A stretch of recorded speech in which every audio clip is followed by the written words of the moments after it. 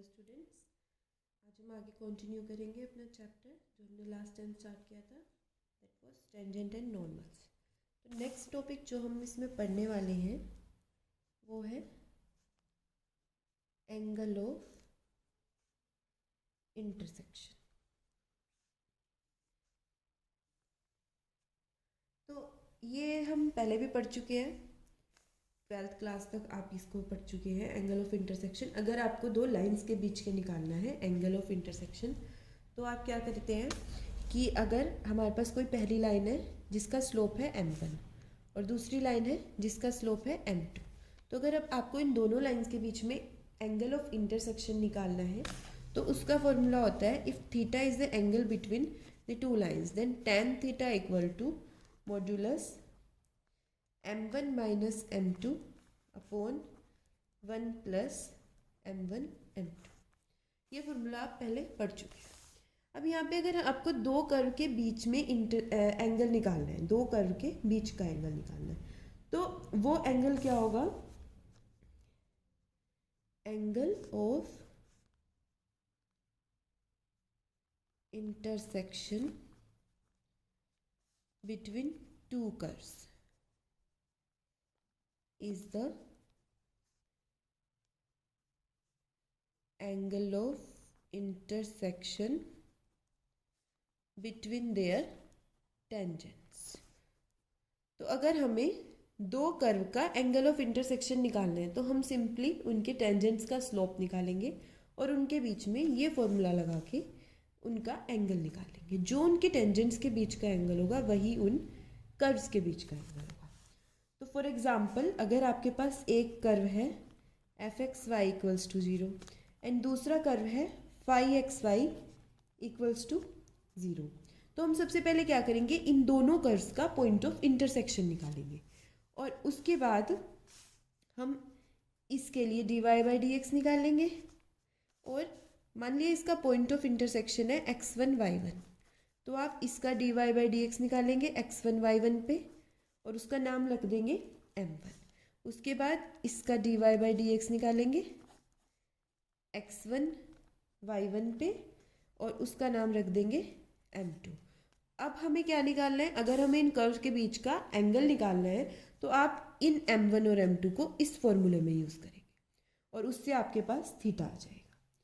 तो यहाँ से क्या आ जाएगा? tan theta equal to m1 minus m2 upon 1 plus m1 m2 का मोड। ये तो हुई एंगल की बात। अब इसके बाद इसमें कुछ कंडीशंस आती है कि इफ़ m1 इक्वल टू आ जाए m2 के। वैसे तो आप इसको यहाँ से भी डायरेक्ट निकाल सकते हैं कि इफ़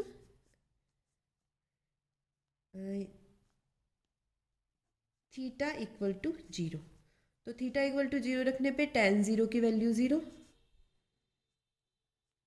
तो m1 minus m2 equal to 0, तो m1 इक्वल टू m2 होगा। यहाँ से भी निकाल सकते हैं कि अगर आपको इनके बीच का एंगल 0 गिवन है तो m1 और m2 इक्वल होंगे। और उल्टा भी ले सकते हैं, अगर m1 इक्वल टू m2 है, इसमें आप पुट करेंगे तो ये वैल्यू 0 हो जाएगी। तो यहाँ से tan theta equal to 0 it implies theta equal to. तो ये दोनों, ये इससे आता है हमारे पास कि अगर कोई दो कर्व ऐसे हैं कि उनकी टेंजेंट पैरेलल है तो उस केस में उनके बीच का एंगल 0 होगा। दूसरा क्या आता है कि इफ़ आपके पास एक इन्फिनिटी है स्लोप और दूसरा स्लोप है 0, तो उस केस में उनके बीच का एंगल होता है 90 डिग्री। और अगर दो का स्लोप का प्रोडक्ट -1 आता है तो उनके बीच में एंगल होता है 90 डिग्री। तो आपको इन तीन चीज़ों को याद रखना है। अगर दोनों स्लोप इक्वल है तो उनके बीच का एंगल 0 होगा, और अगर एक स्लोप इन्फिनिटी है और दूसरा स्लोप 0 है तो उनके बीच का एंगल 90 डिग्री होगा। और अगर दोनों का प्रोडक्ट -1 आ रहा है तब भी उनके बीच का एंगल 90 डिग्री होगा। इस चीज़ को हम कैसे देख सकते हैं कि अगर किसी का स्लोप 0 है, 0 कब होता है? जब उनका एंगल 90 डिग्री, इसका मतलब वो एक्स एक्सिस के पैरेलल है। और दूसरे का स्लोप है इन्फिनिटी, इसका मतलब वो वाई एक्सिस के पैरेलल है, तो वाई एक्सिस और एक्स एक्सिस एक दूसरे के पैरेलल होते हैं, तो इसका मतलब कि ये दोनों एक दूसरे के परपेंडिकुलर, सॉरी, तो ये इसका मतलब ये दोनों लाइंस भी एक दूसरे के परपेंडिकुलर है। तो यहाँ से हमें पता लग गया कि हमें अगर दो कर्व के बीच का इंटरसेक्शन निकालना है तो किस तरीके से निकालना है। अब इसके बाद हम इस पे एक दो क्वेश्चंस देख लेते हैं। तो फॉर एग्जांपल अगर आपके पास दिया हुआ है टू पैराबोलाज है, एक है Y square equals to 4ax and दूसरा है x square equals to 4by। आपके पास दो पैराबोलाज हैं और आपको इनके बीच का एंगल ऑफ इंटरसेक्शन निकालना है। तो उसके लिए आपने सबसे पहले क्या करना है, फाइंड पॉइंट ऑफ इंटरसेक्शन, जो सबसे पहला स्टेप हमने इसका फॉर्मूला पढ़ते हुए देखा था। तो पॉइंट ऑफ इंटरसेक्शन के लिए क्या करेंगे, जब भी आपको दो किन्हीं भी कर्व, चाहे वो कर्व्स है चाहे स्ट्रेट लाइन है, कुछ किसी भी टाइप का कुछ भी दिया हुआ है, अगर आपको उनके बीच का इंटरसेक्शन पॉइंट निकालना है तो आप एक से किसी की भी वैल्यू एक्स की या वाई की वैल्यू उठा के दूसरे में पुट कर दो, वहाँ से आपके पास एक्स और वाई दोनों की वैल्यूज आ जाएंगी। तो यहाँ से वाई की वैल्यू हो गई एक्स स्क्वायर अपॉन 4b, तो इसको उठा के इसमें रखेंगे, तो Y square equal to X raise power 4/16 b², यहाँ पे पुट किया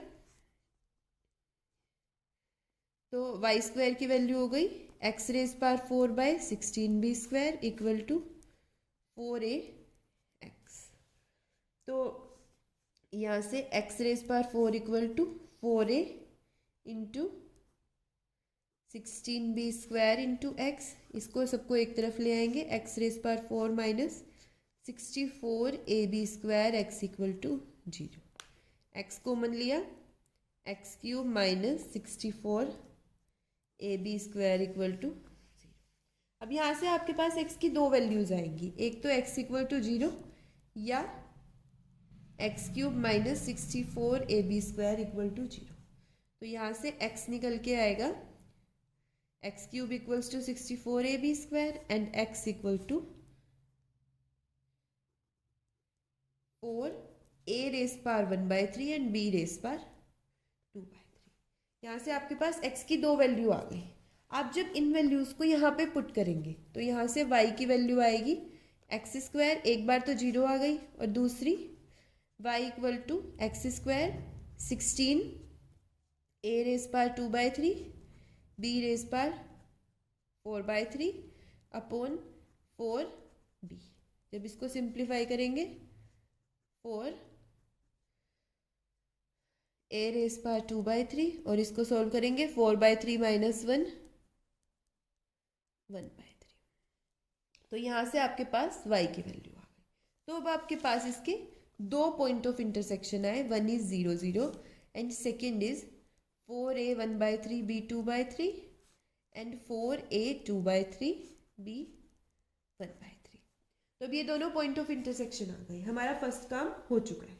अब हमें सिंपली क्या करना है, दोनों कर्व्स के स्लोप निकालने, आई मीन दोनों पैराबोलास के टेंजेंट्स के स्लोप निकालने हैं, एंड उसके बाद ये देखना है कि उनके बीच में इन पॉइंट्स पे क्या एंगल बन रहा है। तो सबसे पहले पहला लेते हैं Y square equal to 4ax। तो इसका डिफ्रेंशिएशन किया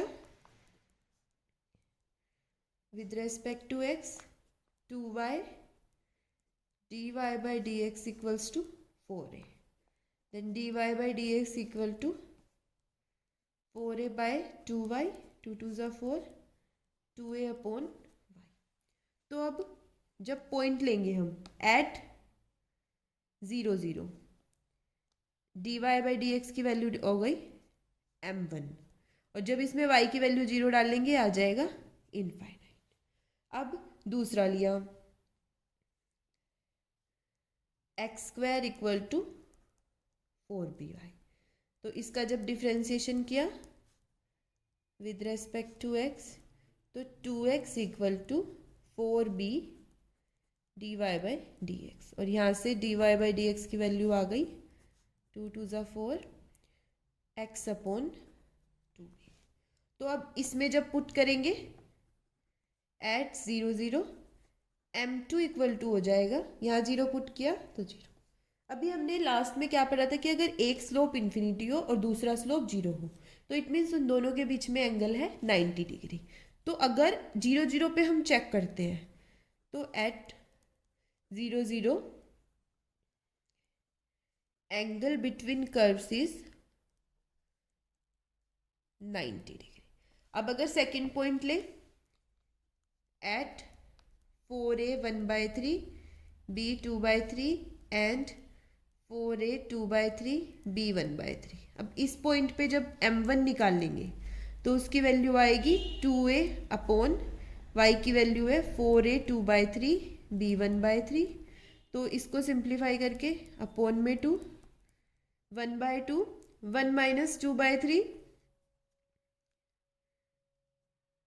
1/3 अपॉन 1/3 बी रेज पार 1/3।